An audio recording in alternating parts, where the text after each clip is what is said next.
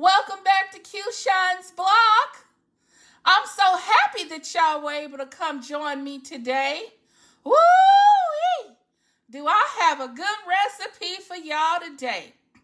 Today we're going to be making one of my favorites. They're so good, I just had to come home and make it for myself.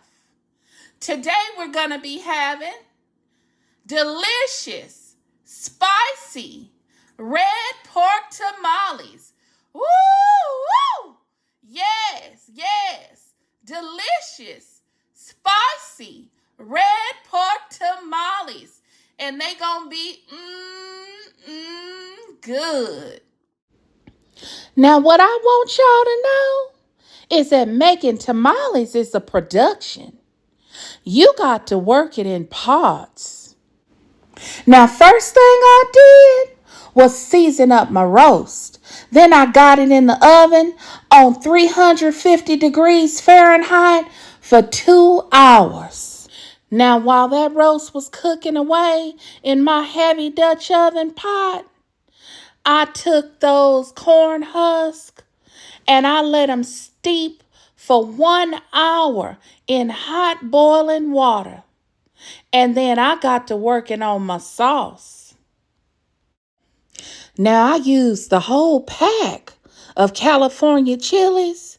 I pulled the stems off and kept some of the seeds. Then I let those steep in hot boiling water in a bowl for 30 minutes.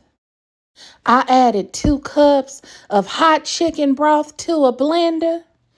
And I added those nice California chilies to that blender along with half an onion and some delicious seasonings. I put in some salt, some cumin, chili flakes, and garlic paste, a tablespoon of each. I pureed this mixture until it was nice and smooth. Then I ran it through a sieve to remove the skins. I reserved a cup for my masa mixture and took the rest of it and poured it in my meat. I shredded that roast so deliciously. I almost forgot to tell you that I did use 1 bay leaf in the pan when cooking the roast. Now I added 5 cups of masa corn masa flour to a bowl. I added in that 1 cup of red sauce that I kept.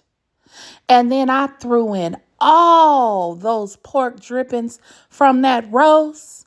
Now those pork drippings, that'll keep you from having to use lard. I blended it up until it was so nice the way you see it here.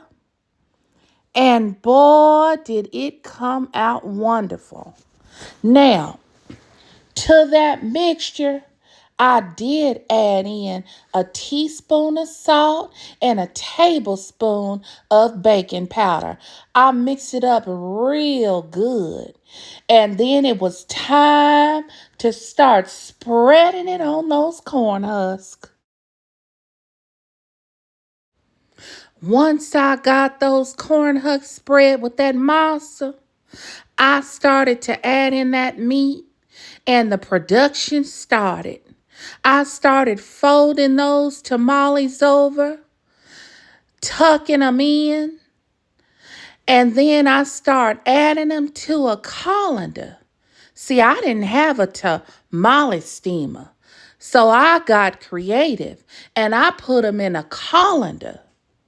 I set that colander full of wonderfully packed tamales down inside of my big old pot. I filled it with just a little bit of water so that it was underneath the colander. I put the lid on and let it steam away until those tamales were nice and tender. Those tamales came out wonderful. I mean, they tasted scrumptious. Thank y'all for stopping by Q Shine's block, where the flavor party is always going on. If y'all like these delicious recipes, come on back to Q Shine's block. Subscribe, like, comment, and share. Bring a friend. Bring a family member. Bye-bye.